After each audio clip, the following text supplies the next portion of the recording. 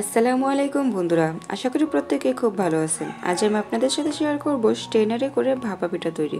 আমরা অনেকে ভাপা পিঠার পাতিল নেই বলে ভাপা পিঠাগুলোকে তৈরি করতে পারি না, তবে এরকম স্টেনার সবার ঘরে থাকে। আমি স্টেনার দিয়ে আজকে ভাপা পিঠাটা তৈরি করব।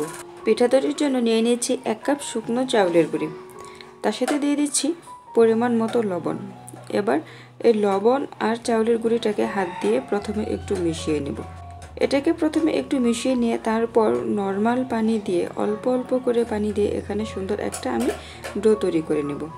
পানিটা একবারে দিতে যাবেন না, অল্প অল্প করে পানি দিয়ে সুন্দর একটা এখানের ডো তৈরি করে নিতে হবে। আর যেহেতু আমার শুকনো চালের গুঁড়ি, তাই পানির পরিমাণটা একটু বেশিই লাগবে। ভাপা পিঠা বানানোর জন্য এই চাউলের গুঁড়িটাকে যত পারফেক্টলি তৈরি করা হবে, ভাপা পিঠাগুলোও ঠিক ততটাই পারফেক্ট হবে। অল্প অল্প করে পানি দেব আর পানি দিয়ে সকল চাউলের গুঁড়িটাকে হাত দিয়ে খুব সুন্দর করে মিশিয়ে নেব। আমার হাফ কাপের থেকেও একটু বেশি পানি এখানে লেগেছে। যখন এটা হাত দিয়ে চাপ দিলে সুন্দর একটা ধলা পাকিয়ে আসবে, আবার চাপ দিলে ইজিলি ভেঙে যাবে, তখন বুঝতে হবে যে এটা একদম পারফেক্টলি রেডি। তখন আর এখানে পানি ব্যবহার করতে হবে না। এবার এই লবণ আর পানি মেশানো চাউলের গুঁড়িটাকে আমি 1 ঘন্টার মতো রেস্টে রেখে দেব। চাউলের গুঁড়িটা রেডি করে রেখে এদিকে আমি ভাপা পিঠার জন্য গুড়টাকেও রেডি করে নিয়েছি। গুড়টাকে ভেঙে একদম কুচি কুচি করে নিয়ে নিয়েছি আর তার সাথে দিয়ে দিচ্ছি গুড়ের সমান নারিকেল। আপনারা চাইলে নারিকেল ছাড়াও পিঠাটা তৈরি করে নিতে পারেন। যদি আপনাদের হাতের কাছে নারিকেল না থাকে, শুধু গুড় দিয়ে এই পিঠাটা তৈরি করে নিতে পারেন। আমি নারিকেল আর গুড়টাকে খুব সুন্দর করে মিশিয়ে নিচ্ছি। পিঠাটা তৈরি করার জন্য এখানে নিয়ে নিয়েছি একটি নেটটাকে আমি 4 খণ্ড করে ভাঁজ করে নিয়ে নিয়েছি। আর পিঠাটা তৈরি করব আমি আজকে এই বাটি দিয়ে। এবার চাউলের গুঁড়িগুলোকে প্রথমে খুব সুন্দর করে চেলে নিতে হবে। এই কাজটা খুব সুন্দর করে নিতে হবে। ছোট ছিদ্রযুক্ত যে কোনো চালনি দিয়ে আপনি এই কাজটা করে নিতে পারেন। আমি চাউলের গুঁড়িকে খুব সুন্দর করে চেলে নিয়েছি। এবার পিঠাগুলোকে তৈরি করে নেব। এবার খুবই আলতো হাতে পিঠাতে আমি চাউলের গুঁড়িটা দিয়ে দিচ্ছি। অর্ধেক বাটি চাউলের গুঁড়ি দিয়ে সে চাউলের গুঁড়িটাকে হাত দিয়ে খুব সুন্দর করে সমান করে নেব। তবে এই কাজটা কিন্তু চেপে চেপে করা যাবে না, তাহলে পিঠাগুলো শক্ত হয়ে যাবে।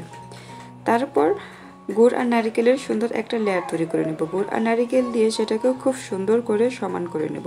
তারপর বাটির উপরের অংশটুকু আবার চাউলের গুঁড়ি দিয়ে সুন্দর করে ভরে দেব।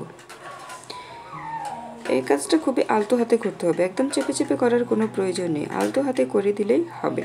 আমি একটি পিঠা রেডি করে নিয়ে নিয়েছি। এবার এটিকে আমি ভাপিয়ে নেব। আমি চুলায় একটি হাঁড়ি বসিয়ে সেখানে পানিটাও ভালো করে গরম করে নিচ্ছি। পানিতে একদম বলক চলে এসেছে। এবার স্টেনারটাকে খুব সাবধানে বসিয়ে নিচ্ছি। আপনাদের কাছে যদি স্টেনারের সমান যদি ছোটো হাঁড়ি থাকে তাহলে আরও ভালো হয়। এবার নেটের উপরে আমি পিঠাটাকে রেখে সেটাকে বাটি সহ আগে স্টেনারের উপরে রেখে দেবো। স্টেনারের উপরে রাখার কয়েক সেকেন্ড পর আমি বাটিটাকে এখান থেকে তুলে নেব। যেহেতু আমার হাঁড়িটা একটু বড়, স্টেনারটা ছোট, তাই কাজটা আমাকে একটু সাবধানে করতে হয়েছে। তারপর ঢাকনা দিয়ে খুব সুন্দর করে ঢেকে দেব। 1 থেকে 1.5 মিনিটের মধ্যে পিঠাটা খুব সুন্দরভাবে হয়ে যাবে। যেহেতু স্টেনারটা একদমই ফাঁকা ফাঁকা, তাই পিঠাটা খুব তাড়াতাড়ি হয়ে যায়। দেখতেই পাচ্ছেন আমার পিঠাটা কতটা পারফেক্টলি হয়ে গিয়েছে। একটি পিঠা আমি নামিয়ে নিয়েছি। এবার আমি আরেকটি পিঠা এভাবে দিয়ে দেব। আর একইভাবে আমি সবগুলো পিঠাকে ভাপিয়ে নেব। আমার আজকের এই স্টেনারে ভাপা পিঠা তৈরির আইডিয়াটা আপনাদের কাছে কেমন লাগলো সেটা প্লিজ কমেন্ট করে জানিয়ে যাবেন। আর ভালো লাগলে তো অবশ্যই ভিডিওটিতে একটি লাইক দিয়ে যাবেন। আর এরকম সুন্দর সুন্দর ভিডিও পেতে আমার চ্যানেলটিকে সাবস্ক্রাইব করে পাশে থাকার জন্য অনুরোধ রইল। আমি একইভাবে সবগুলো পিঠাকে বানিয়ে নিয়েছি, কিন্তু আপনাদেরকে 2টার বেশি দেখাতে পারছি না, কারণ হাঁড়ি থেকে নামানোর সঙ্গে সঙ্গে আমার পিঠাগুলো একদমই ফুরিয়ে গিয়েছে। দেখে বুঝতেই পারছেন আমার ভাপা পিঠাগুলো কতটা পারফেক্ট হয়েছে। আপনিও চাইলে এভাবে ভাপা পিঠা তৈরি করে সবাইকে তাক লাগিয়ে দিতে পারেন। এতটা সময় পাশে থাকার জন্য সবাইকে অনেক ধন্যবাদ। নতুন রেসিপি দেখার আমন্ত্রণ রইল। আল্লাহ হাফেজ।